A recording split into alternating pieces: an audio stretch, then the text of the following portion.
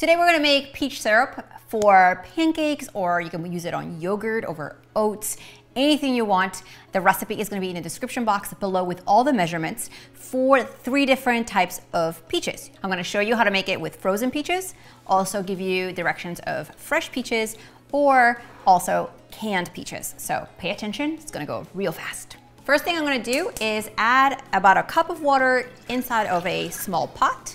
I'm going to place my frozen peaches inside of the pot with the water. I'm gonna bring them to a boil. I always have frozen peaches in my freezer for smoothies, so if I wanna make peach syrup, they're already there and ready for me. And to this, I'm going to add a little bit of sugar.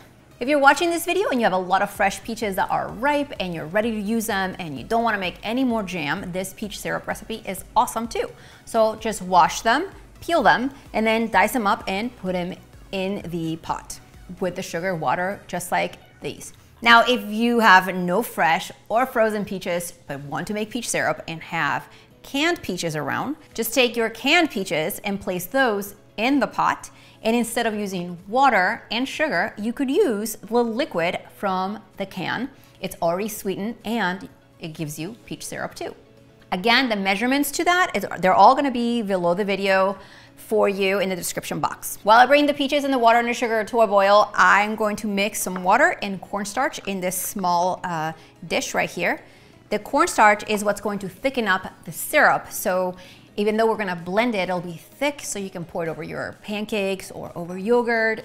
Really good. And for the perfect pancake recipe, make sure also to check the links below this video. I've got on this channel, perfectly fluffy pancakes, coconut flour pancakes, almond flour pancakes, gluten-free pancakes, egg-free, dairy-free, pancakes without water. There's an entire playlist which you can hit up and get your perfect recipe there too.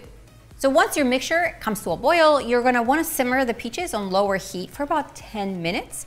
And after that, you're gonna add your cornstarch mixture right in there, give it a quick stir, cover it, and let it sit for about 5 minutes. Okay, so my peaches have been sitting here for about 5 minutes to let the cornstarch do its job and thicken up the sauce. And all I have to do is pour the peach mixture into a blender. Now, if you have an immersion blender, you can also put it right inside of your pot, but I don't. So I'm going to gently pour this in my blender.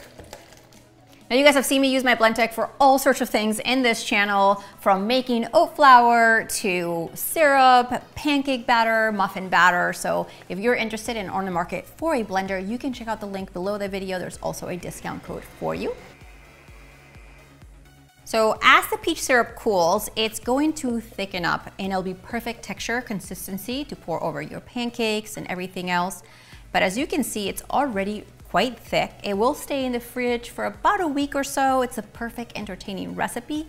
Now on this channel, I also have blueberry syrup, strawberry syrup, which are super popular recipes and they're perfect to make your pancakes even better. You can also use this peach syrup to sweeten your tea. Now remember, the measurements for the recipe for all 3 types, whether it's canned, fresh, or frozen peaches, are gonna be right below the video, as well as other awesome recipes that you can use to make this more exciting